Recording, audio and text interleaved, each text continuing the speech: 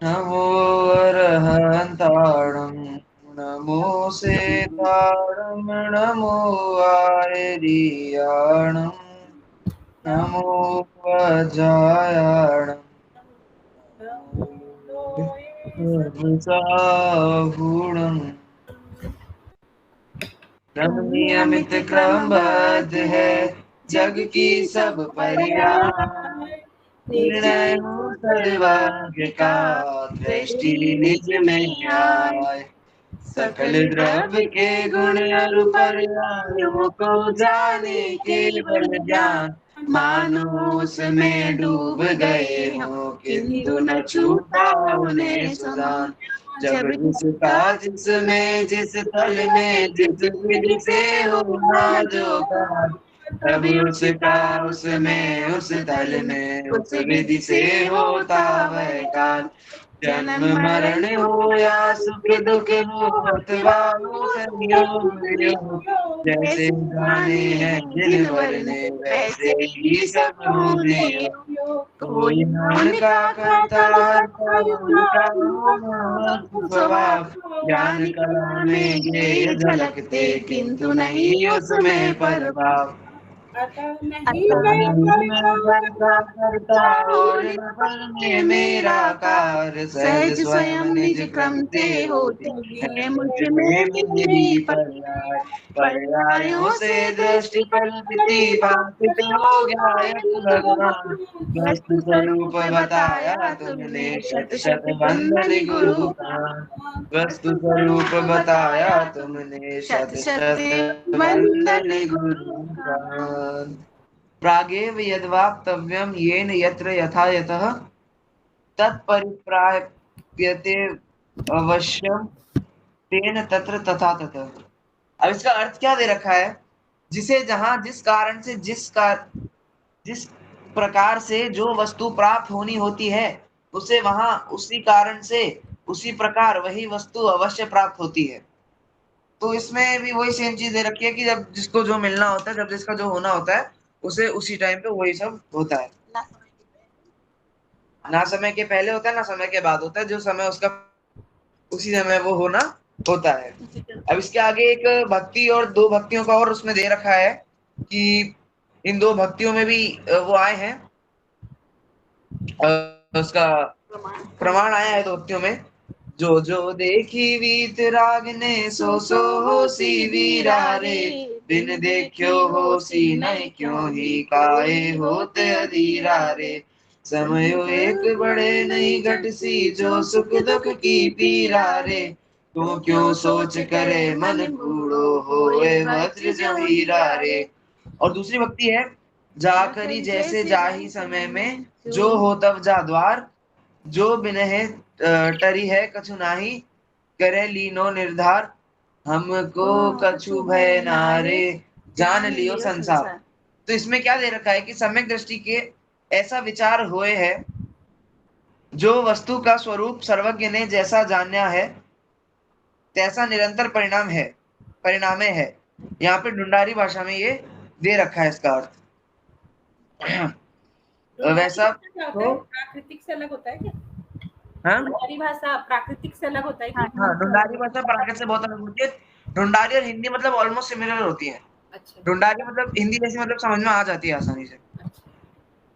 सम्यक दृष्टि के ऐसा विचार हुए है मतलब सम्यक दृष्टि को ऐसा विचार होता है जो वस्तु का स्वरूप सर्वज्ञ ने जैसा है जो वस्तु का स्वरूप सर्वज्ञ ने जैसा जाना है तैसा निरंतर परिणमय है वैसा ही निरंतर परिणमन होता है सो हुए है जो होता है वही होएगा।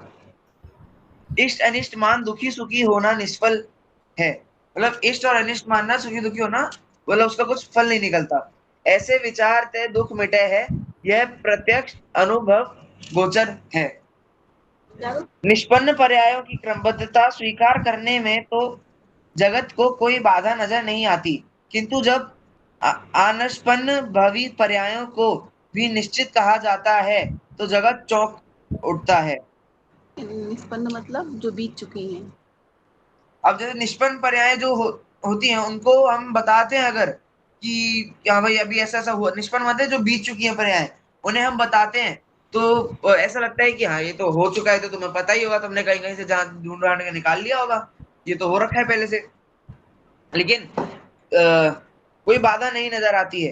किंतु जब अनिष्पन्न भवि पर्यायों को भी निश्चित कहा जाता है कि जब हम भविष्य में जो पर्याय भी नहीं हुई है, जो होंगी आगे जाके, उन्हें भी हम निश्चित कहते हैं कि भाई आगे जाके जो होना है वो निश्चित है, तो उसमें वो लोग फिर उनको समस्या आती है। उनको समस्या आती है समझ में, अरे ऐसे कैसे बोल रहे हो तुम, अभी जो हुआ ही नहीं हो तुम्हें कैसे पता, जो हो चुका है तुम उसको तो तुम निश्चित कह सकती है भाई, वो तो हो चुका है, जो नहीं हुआ उसको कैसे निश्चित कह सकते हो। इसकी सर्वज्ञता से होती है। इसकी सिद्धि सर्वज्ञता से होती है। उसे लगता है कि यदि सब कुछ निश्चित ही है तो फिर हमारा यह करना धरना सब बेकार है।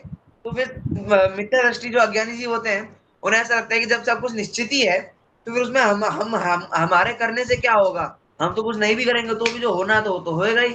तो उसको हाँ, ये कई बार अपने बोलने में आता है ना, अब जो होना है वो तो निश्चित है, तो अपन क्या करें, हाँ इस टाइप से बोलते हैं।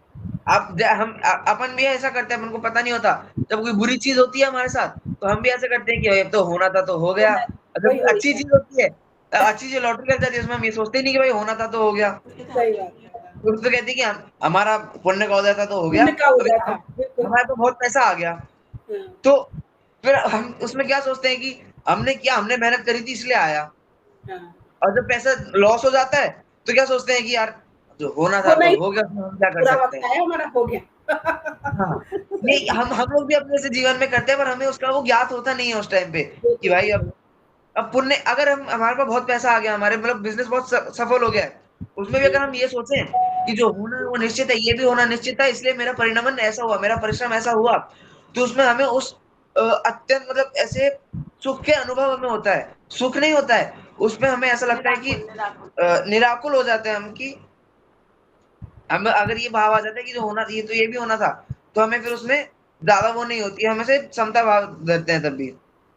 कर्तृत्व के अभिमान की जिस दीवार को वह ठोस आधार मानकर खड़ा है, अकड़ रहा था, जब वह ढहती नजर आती है तो एकदम बौखला जाता है।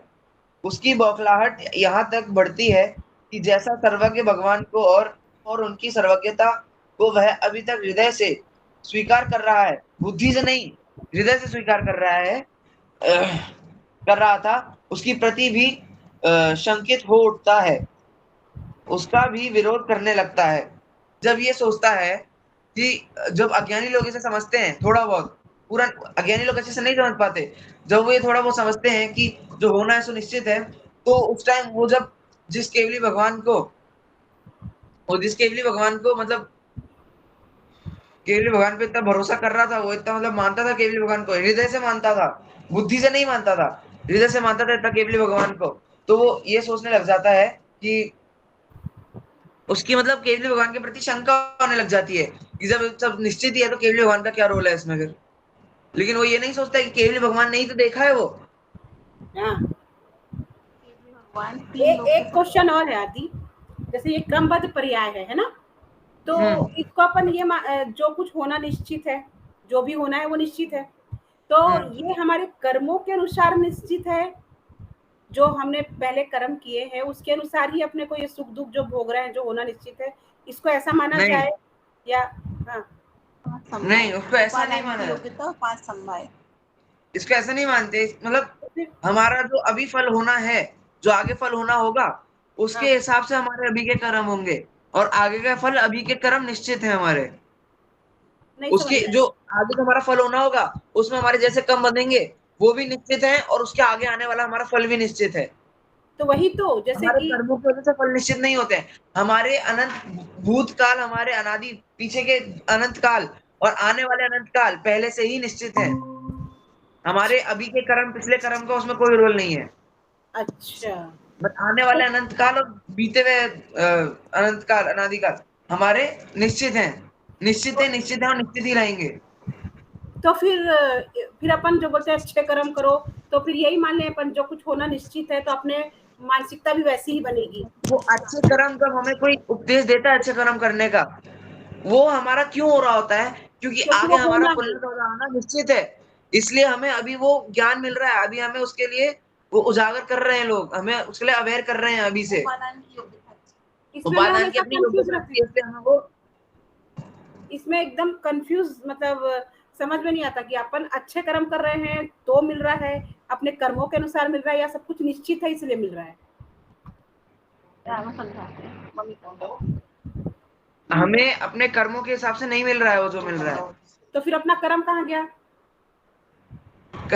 मम्मी समझाएंगी इसका। मम्मी से समझ लेंगे, ठीक है ठीक है ठीक है, मम्मी से समझ लेंगे। मैं बताती हूँ भाभी। अपन जो वर्तमान में कर्म कर रहे हैं ना, हाँ, ठीक, उनका फल आगे मिलेगा अपन को, है ठीक ना, है। वही। हाँ, हाँ, उनका फल आगे मिलेगा, लेकिन क्रमबद्ध पर्याय क्या कहती है कि जो आगे फल मिलने वाला है वो निश्चित है पहले से, तो उसी के अनुसार हमारे अभी भाव होंगे। पांच समवाय का निमित्त उसी के अनुसार मिलेगा। फर्स्ट नंबर की उपादान की योग्यता होनी चाहिए। जैसे कि मिट्टी को देख के हमें अंदाज हो जाता है कि ये मिट्टी से घड़ा बन जाएगा, ये तो हम अनुमान लगा लेते हैं ना, इस मिट्टी से घड़ा बन जाएगा। हाँ, लेकिन उस घड़े बनने की अब ऐसा नहीं है कि हमने सोचा और बन जाएगा घड़ा, ये कब बनेगा घड़ा हमें नहीं पता। जब उस मिट्टी की उपादान की योग्यता होगी तब, यानी मिट्टी को घड़ारू परिवर्तित होने की जब योग्यता होगी तब कुम्हार का निमित्त मिलेगा। समझ में आया? बिल्कुल बिल्कुल। कुम्हार के भाव होंगे ऐसे, हाँ, है ना। और उस मिट्टी को सॉफ्ट करने के लिए पुरुषार्थ होगा कुम्हार का, मेहनत भी तो करेगा, पुरुषार्थ भी तो करेगा, लेकिन वो और उसका एक समय क्रम व्यवस्थित तो नियम होगा। मटका बनाएगा तो उसका चाक होगा, मिट्टी को गोंदेगा, रौंदेगा, चिकनी करेगा, मिट्टी को मल मल के फिर चाक पे लगाएगा, फिर घुमाएगा।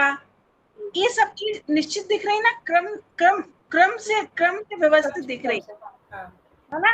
तो लेकिन उस मिट्टी में जब तक उस मिट्टी से घड़ा नहीं बन पाएगा, जब तक उस मिट्टी की उपादान की खुद की योग्यता नहीं होगी, ऐसे ही इस जीव के जब तक उपादान की योग्यता नहीं होगी तब तक वैसा कार्य नहीं होगा। मीन्स अगर जीव के मोक्ष जाने की योग्यता का काल पक गया है, ठीक है, तो तदनुरूप उस हिसाब से निमित्त मिलेंगे। फिर जैसे निमित्त मिलेंगे वैसा ही हम आचरण और पुरुषार्थ करेंगे, वैसे ही हमारे भाव होंगे। समझ में आया? तो हमें केवली भगवान की बात में शंका नहीं होगी फिर। और क्रमबद्ध पर्याय का विषय ऐसा है कि केवली भगवान का ज्ञान क्या होता है, तीन लोक तीन काल के समस्त पदार्थों को एक साथ जानता है। इट मीन्स उसने भूतकाल के अनंत पर्याय जानी, वर्तमान जान ही रहे हैं, और भविष्य के भी अनंत पर्याय जानेंगे। केवली भगवान जानेंगे ना भविष्य के भी अनंत पर्याय। इसका मतलब क्या हुआ कि हमारे अगले अनंत में क्या होने वाला है भगवान को पता है, ठीक है। जैसे मेरा मतलब वही है, भगवान को पता है कि क्या होने वाला है, हमें नहीं पता, इसलिए हमें विश्वास नहीं होता उस चीज पे। समझ में आया? अपन तो जैन धर्म से संबंधित अपन समझ गए इस चीज को, है ना। हाँ। लेकिन अपने को ये नहीं पता ना कि आगे चल के अपन क्या कर रहे हैं, वो भगवान जी को पता है, वो भगवान के ज्ञान में सब है। तो फिर अपन जो कर्म कर रहे हैं तो अपने किस्मत में जो लिखा है वही होगा, अपन उससे ज्यादा नहीं कर पाएंगे। अब एग्जैक्ट पकड़ा आपने कि अपन को जो होना होगा वैसे ही अपन परिणाम करेंगे, वैसे ही अपन पुरुषार्थ करेंगे, वैसे ही अपन मेहनत करेंगे। हाँ, केक का ऑर्डर आया, 2 पौंड का केक बनाना है, ठीक है। अब केक बनाना है, आप सोचो कि फटाफट सुबह 8 बजे बना के रख दूंगी, काम खत्म करूं, लेकिन भाई 8 बजे उस केक की बनने की उपादान की योग्यता ही नहीं है। आप लाख उपाय कर लो, दूसरा कोई काम आ जाएगा, घर में मेहमान आ जाएंगे, वो 8 बजे नहीं बनेगा, नहीं बनेगा ना, है ना। और जब आप सोचोगे कि अभी बनाएंगे आराम से, उसको शाम तक बना देंगे, उस दिन ऐसा हो कि सुबह ही बन के तैयार हो जाए। वो बिल्कुल होता है, ऐसा होता है।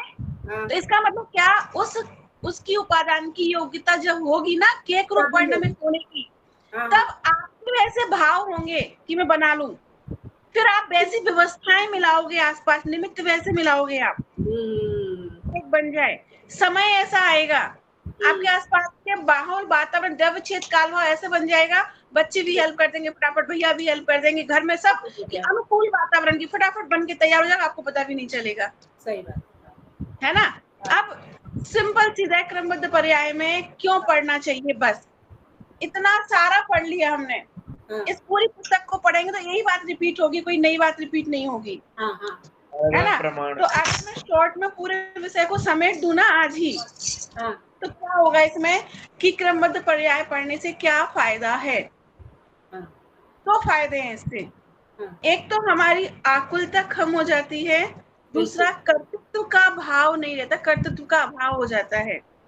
आकुलता का भाव किस लिए, कोई काम बिगड़ गया, नहीं हो पाया, घाटा हो गया, नुकसान हो गया, किसी इष्टजन का वियोग हो गया, तो ये आकुलता नहीं रहेगी हमें कि हाय मेरी वजह से हो गया, हाय मेरी वजह से हो गया, मैं ऐसा नहीं कर पाया। ये आकुलता और हीन भावना अपने ऊपर नहीं आएगी। तब विचार करेंगे भाई क्रमबद्ध में निश्चित था इसलिए नुकसान हुआ है, बिल्कुल क्रमबद्ध में निश्चित था इसलिए ऐसा हुआ है। ठीक। समझ में आ गया। दूसरा, कर्तृत्व का अभिमान नहीं आएगा क्रमबद्ध पढ़ने से। क्यों? फायदा हुआ है, इष्टजन का संयोग हो गया है, कुछ हमारे साथ अच्छा अचीव कर लिया हमने, तो मान कषाई नहीं आएगी, कर्तृत्व का भाव नहीं आएगा, मैं ही करता हूँ इसका, तो मिथ्यात्व तो छूट जाएगा। मिथ्यात्व शुरू से पढ़ते हैं। मिथ्यात्व किसका नाम, पर का कर्ता बनना, यही तो मिथ्यात्व है। हाँ, हाँ, पर को अपना मानना, यही मिथ्यात्व। मैं बच्चों को बड़ा करता हूँ सब, मैंने बच्चों को पाल पोस के इंजीनियर बना दिया, मैंने डॉक्टर, भाई आपने थोड़ी बनाया, बच्चे की डॉक्टर बनने की योग्यता थी इसलिए उसके तो उसने उस हिसाब से पढ़ाई की, मेहनत की, और हमने उस अकॉर्डिंग निमित्त बन के उसकी तैयारी कराई। बिल्कुल। और जब उसका समय आएगा, निश्चित समय पे ही वो डॉक्टर बनेगा। अगर आपन डॉक्टर बनाने के कर्ता बन जाए तो भाई हम 2020 में ही बना दो ना डॉक्टर, 25 तक का इंतजार क्यों कर रहे हैं? क्यों? क्योंकि समय नहीं आया। निश्चित समय आएगा तभी बनेगा ना। तो कर्तापन का भाव हो गया। क्रमबद्ध पर्याय पढ़ने से मिथ्यात्व का नाश होता है, ये इसका स्वरूप है। इस पूरी पुस्तक में अब क्रमबद्ध पर्याय की सिद्धि की गई है। जगह जगह ग्रंथों के हवाले दिए गए हैं कि किस ग्रंथ में कौन सी गाथा है, किस प्राकृतिक भाषा में कौन से नंबर की गाथा है, कौन सी टीका में, तो तरह तरह से इसमें इसके हवाले दिए गए पूरी पुस्तक में। बाकी सार संक्षेप इसका यही है कि अव्यवस्थित दिखने वाली वस्तुएं भी व्यवस्थित ही हैं।